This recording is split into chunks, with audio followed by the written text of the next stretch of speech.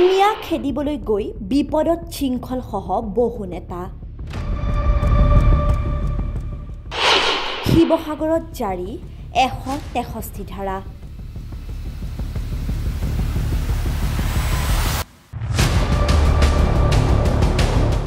সমাগত হ'ব নোৱাৰিব 5 জনতকৈ অধিক লোক নিৰ্দেশনা অমান্য কৰিলে শাস্তিমূলক ব্যৱস্থা ল'ব প্ৰশাসনে অসমত উজনিৰ পৰা নামনিলৈ চলিছে মিয়া খেদা অভিযান 7 দিনৰ ভিতৰতে অসমৰ পৰা মিয়া বহিষ্কাৰ কৰাৰ হুংকাৰ প্ৰদান কৰিছে বিভিন্ন দল সংগঠনে ঢিঙত সংঘটিত হোৱা জঘন্য কাণ্ডই সমগ্ৰ ৰাজ্য জোকাৰি গৈছিল এতিয়াও নুমুৱা নাই প্ৰতিবাদৰ জুই বিভিন্ন দল সংগঠন ওলাই আহি প্ৰতিবাদ কৰি আছে উজনিৰ পৰা নামনিলৈ মুঠৰ ওপৰত এতিয়া প্ৰতিবাদ আৰু প্ৰতিবাদ এইবাৰ প্ৰতিবাদৰ জুই খাম কটাবলৈ শিৱসাগৰত জাৰি কৰিছে 163 ধাৰা সমাগত হ'ব নোৱাৰিব 5 জনতকৈও অধিক লোক নিৰ্দেশনা অমান্য কৰিলে শাস্তিমূলক ব্যৱস্থা ল'ব প্ৰশাসনে মুঠৰ ওপৰত জনসাধাৰণৰ ওপৰত জাৰি কৰিছে বহু নীতি নিয়ম প্ৰতিবাদৰ মূল গুৰি ধৰোঁতা বীৰ লাচিত খানৰ সভাপতি শৃংখল চৰিহাৰ ওপৰত উঠিছে বহুকেইটা প্ৰশ্ন তথাপিও যেন মিয়া বিৰোধী প্ৰতিবাদ চলিয়ে থাকিব এইখন অসমত কথাটো হৈছে কি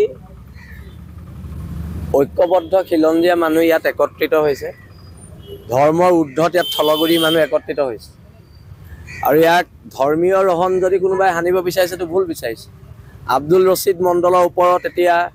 কংগ্ৰেছে কি ব্যৱস্থা লয় সেইটো লক্ষণীয় হ'ব কাৰণ আব্দুল ৰছিদ মণ্ডলে খিলঞ্জীয়াৰ বিপক্ষে কথা কৈছে কংগ্ৰেছৰ পৰা বহিষ্কাৰ কৰে নকৰে তাৰ ওপৰত কথা হ'ব আজি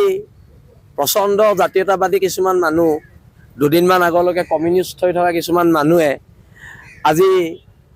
আওপকীয়াকৈ আমাৰ 30 জাতীয় জনগোষ্ঠীয় সংগঠনক বিজেপি দালাল বিজেপি পৰুষণত আমি কাম কৰিছোঁ বুলি ফেচবুক পোষ্ট দিয়া দেখিছোঁ আওপকীয়াকৈ স্পষ্টকৈ কোৱা নাই কিন্তু আমি তেখেতক কৈ দিওঁ আমি এদিন কমিউনিষ্ট এদিন জাতীয়তাবাদী মানুহ নহয় আমাৰ 30টা জাতীয় জনগোষ্ঠীয় সংগঠন জাতীয়তাবাদ কৰি আছে আৰু জাতীয়তাবাদ সদায় ধৰ্মৰ ঊৰ্ধত কৰি আছে আমি হিন্দু মুছলমানক লৈ জাতীয়তাবাদ কৰা নাই আমি জাতীয়তাবাদ কৰিছোঁ থলগিৰি খিলঞ্জীয়া মানুহখিনিৰ ভৱিষ্যত সুৰক্ষাৰ কাৰণে আৰু এতিয়া আব্দুল ৰছিদ মণ্ডলে যি হুংকাৰ দিলে সেই হুংকাৰ কাক দিলে সেই হুংকাৰ 30টা জাতীয় জনগোষ্ঠীয় সংগঠনৰ স্বাভিমানক দিলে সেই 30টা জাতীয় জনগোষ্ঠীয় সংগঠনৰ ত্যাগক দিলে 30টা জাতীয় জনগোষ্ঠীয় সংগঠনৰ সৈনিকসকলৰ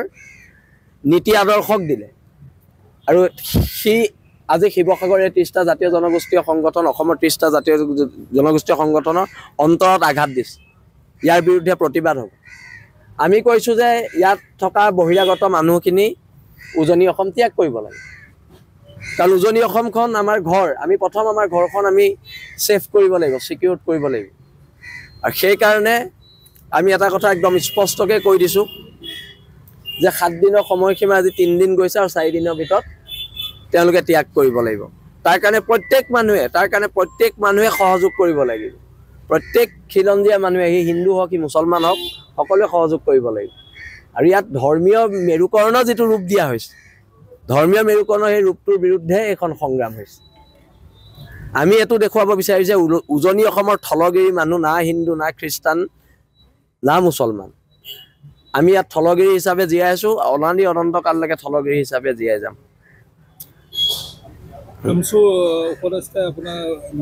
ভাবি আছিলোঁ আমচুৰ কৰিলে বুলি ভাবিছিলোঁ কোনোবাই মই এনেকুৱা সংগঠনৰ নাম শুনা নাই আমচুৰ বুলি ভাবিছিলোঁ তাৰপৰা গম পাইছোঁ আমচু এতিয়া আমচুৰ নে আমচু প্ৰথম সেইটো আমি প্ৰথমতে মই গম পাই লওঁ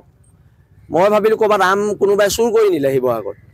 মই সেইটো ভাবিছিলোঁ তাৰপৰা এতিয়াহে গম পাইছোঁ আমচু বোলে আম চুৰ হোৱা নাই মই বহুত আম চুৰ হ'ল বুলি ভাবিছিলোঁ চেণ্ট্ৰেল মাৰ্কেটৰ পৰা মই এতিয়া